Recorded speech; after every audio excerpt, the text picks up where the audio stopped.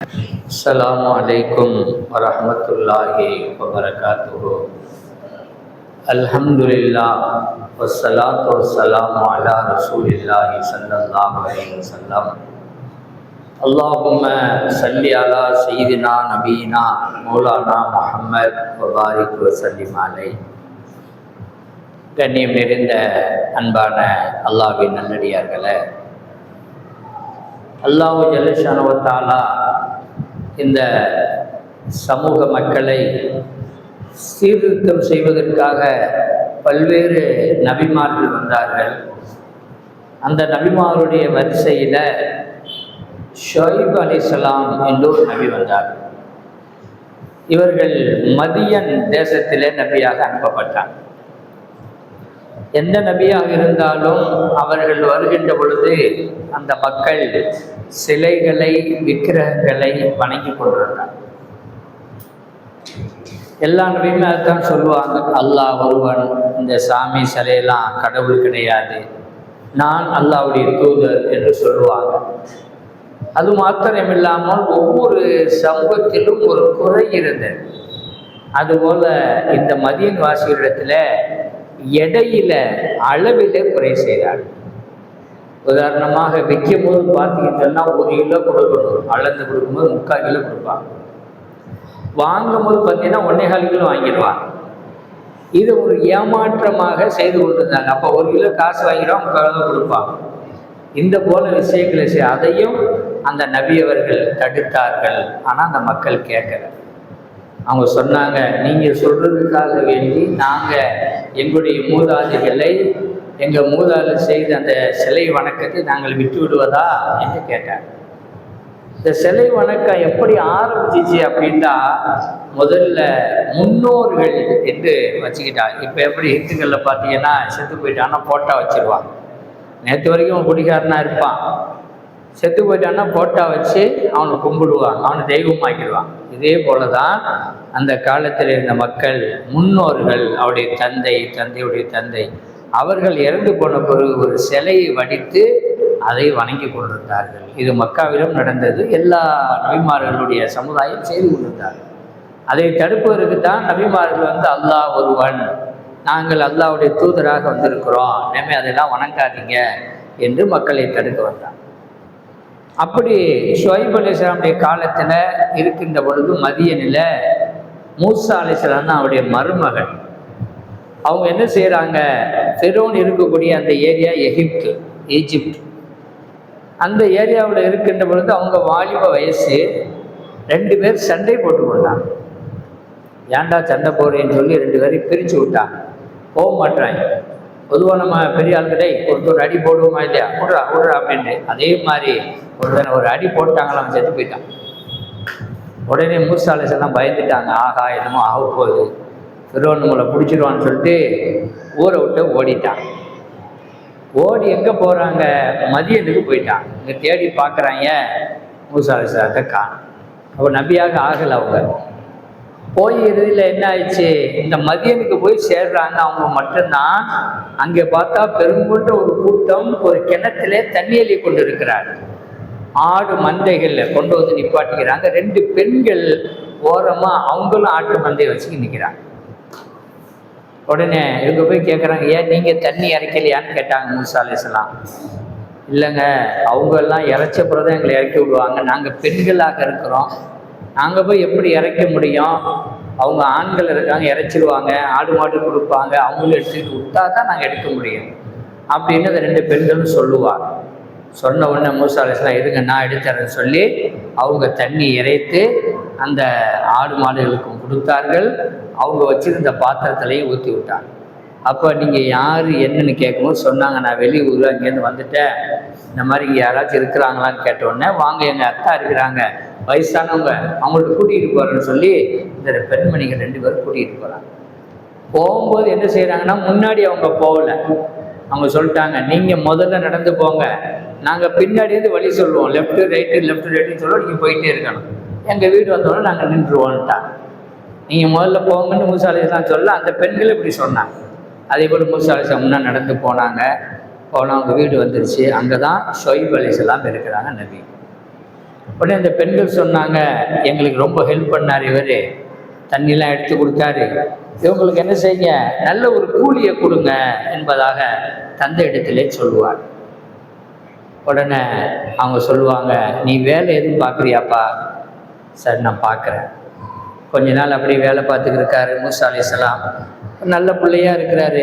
உடனே ஷுவைப் அலைஹிஸ்ஸலாம் கேட்டாங்க, நான் 2 பொம்பளை பிள்ளை வச்சுருக்கிறேன், யாராச்சும் ஒருத்தர் உனக்கு கட்டி கொடுக்குறேன், சரியா?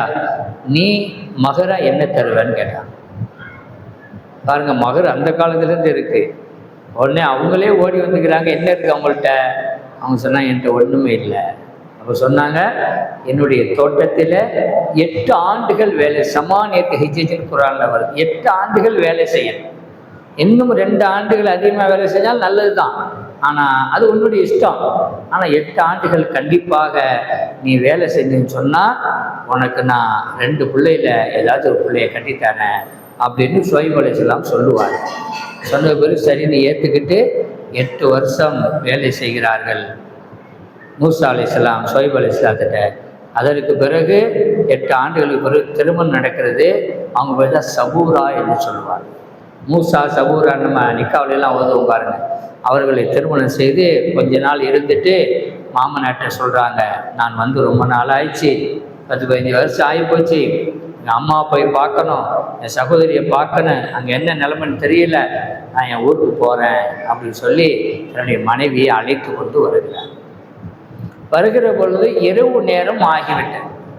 இந்த காலத்தெல்லாம் லைட் எங்கே இருந்துச்சு, வெளிச்சம் எங்கே இருந்துச்சு? வருகின்ற பொழுது ஒரு இடத்துல மனைவிட்ட சொல்கிறாங்க, நின்றுக்க, ஒரு மலை மேலே பார்த்தா தீவை எரியிற மாதிரி ஒரு வெளிச்சம் தெரிகிறது. உடனே சொன்னாங்க, நீ இங்கே நில்லுமா, நான் போய் தீ பந்தம் அந்த காலத்தெல்லாம் கொட்டி கொண்டு போவாங்க, அது மாதிரி பந்தத்தை நான் பொருத்திக்கிட்டு வந்து இதை பிடிச்சிக்கிட்டு அப்படியே நம்ம போயிடலாம் அப்படின்னு சொல்லி போனால் அங்கே தான் நல்லா வகி இறக்கணும் மூசா அலைஹிஸ்ஸலாம். மூசாவே, நீங்கள் நபி ஆயிட்டீங்க.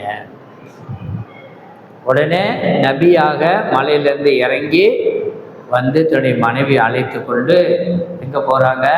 ஃபிரௌனுடைய எகிப்துக்கு போகிறாங்க. அங்கே போனால் அவன் மிகப்பெரிய கொடுங்கோலான அரசன் ஃபிரௌன்.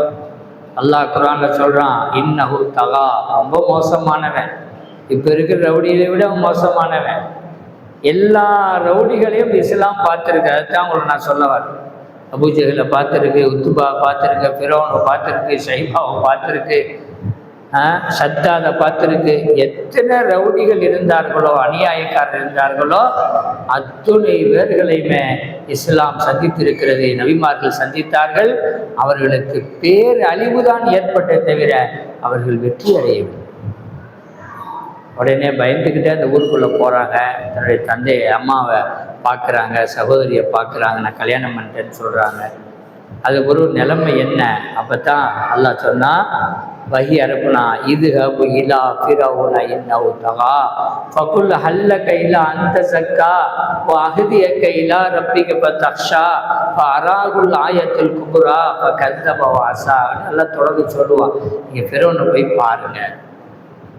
ஃபிரௌனை போய் பார்க்க போகிறாங்க, அப்பாயின்மெண்ட்டு கிடைக்கல. இன்னொரு தடவை போகிறாங்க, பார்க்க முடியாதுன்ட்டாங்க. அது பிறகு தன்னுடைய சகோதரனை அழைத்துக்கிட்டு போகிறாங்க. 3வது தடவை போகும்போது தான் ஃபிரௌனுடைய மனைவி ஆசியா அம்மா, அவங்க ரொம்ப நல்ல பெண்மணி, அவங்க களிமா சொல்லிட்டாங்க. அந்த அம்மா பார்த்துக்கிட்டே இருக்கிறாங்க, என்ன இவங்க வந்துட்டு போகிறாங்களே, என்ன ஏது கேட்கும்போது சொன்னாங்க, நான் நல்லா அவருடைய தூதர் ஆகிவிட்டேன், இந்த சாமி சிலையெல்லாம் வணங்கக்கூடாது, உங்கள் கணவர் வந்து பெரிய கடவுள்னு சொல்லி எல்லாரும் ஏமாற்றிக்கிட்டு இருக்காரு, அதெல்லாம் கிடையாது, அல்லாஹ் ஒருவன் தான் கடவுள், நான் அல்லாஹ்வுடைய தூதர் அப்படின்னு சொன்னோடனே அந்த அம்மா களிமா சொல்லிட்டாங்க. முதல்ல போனதுக்கு அந்த அம்மா ஃபிரௌனை பார்க்க முடியல. அது பிறகு ஃபிரௌனை போய் சந்தித்தார்கள், ஆனால் அவன் ஏற்றுக்கொள்ளலை. அவன் என்ன சொன்னான்? அல்லாஹ் என்ன செய்வான்னு கேட்டான். மூசால சொன்னாங்க, அல்லாஹ் உயிரை கொடுப்பான், அல்லாஹ் மௌத்தாக்குவான், ஹயாத்தாக்குவான், ரிஸ்கை கொடுப்பான் அப்படின்னு. நான் தான் எல்லாத்தையும் செஞ்சுக்கிட்டு இருக்கிறேன்னே. ஒருத்தரை கூப்பிட்டான், போப்பான்ட்டான், நான் உயிரை கொடுத்துட்டேன்.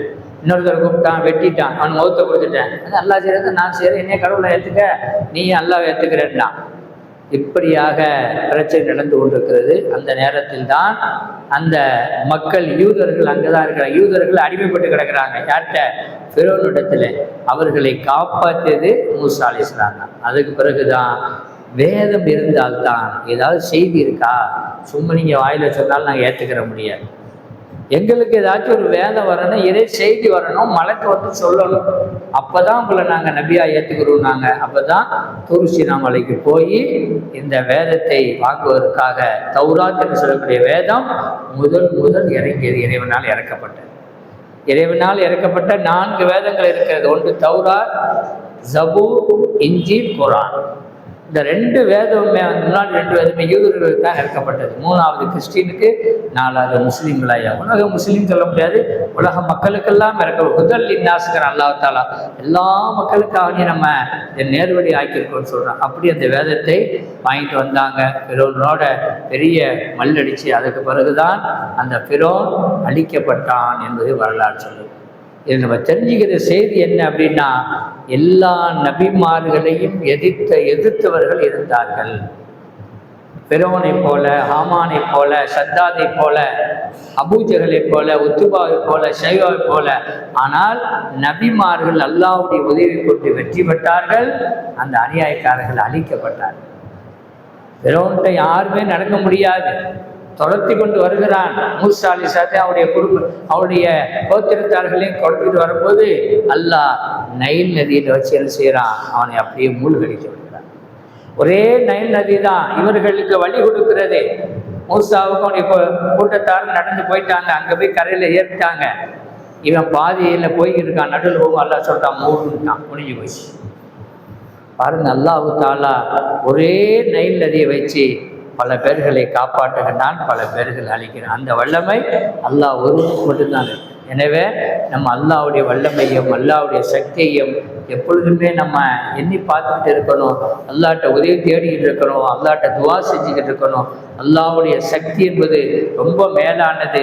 அல்லாஹ் என்ன செஞ்சிருவான் அப்படின்னு நினைக்காம, அல்லாஹ் நீ தான் இதற்கு தீர்வை செய்யக்கூடிய பிரார்த்தனையை எப்போதுமே ரப்படுத்த கேட்கணும். இந்த மாதிரி அநியாயம் நடக்கின்ற பொழுது நாம் சொல்லணும், அல்லாஹ் இதுக்கு முன்னாடி உள்ள அநியாயக்காரர்களை எப்படி அழித்தாயோ அதே போல இவர்களையும் அழித்து விடியா அல்லாஹ். இஸ்லாமியர்களுக்கு பாதுகாப்பை கூடிய அல்லாஹ், இஸ்லாமிய ஸ்தலங்களுக்கு பாதுகாப்பை கூடிய என்று துவா செய்ய வேண்டிய கடமை நமக்கு இருக்கிறது என்பதை குர்ஆன் நமக்கு சொல்லித் தருகிறது. பெருமானார் ஸல்லல்லாஹு அலைஹி வஸல்லம் சொல்லித் தருகிறார்கள். ஆகவே அந்த அடிப்படையில் நமது வாழ்க்கை இறைச்சமுள்ள வாழ்க்கையாக மாற்றிக்கொண்டு இப்படிப்பட்ட அநியாயக்காரர்கள் அழிக்கப்பட வேண்டும் என்று அல்லாஹ்விடத்திலே துவாவோடு நாம் இருக்க வேண்டும். அல்லாஹு தாலா நல்ல உதவிகளை இஸ்லாமிய மக்களுக்கு அல்லாஹ் பாதுகாப்பை வழங்குவானாக. அநியாயக்காரர்களை முன்னாடி எல்லாம் எப்படி அழித்தானோ அதுபோல இப்போ உள்ள அநியாயக்காரர்கள் அல்லாஹ் தாலா கடுமையான தண்டனைகளையும் வேதனைகளையும் அவர்களுக்கு அல்லாஹ் வழங்குவானாக. வாஹர தாவானா அனில் ஹம்துலில்லாஹி ரப்பில் ஆலமீன். அஸ்ஸலாமு அலைக்கும் வரஹ்மத்துல்லாஹி.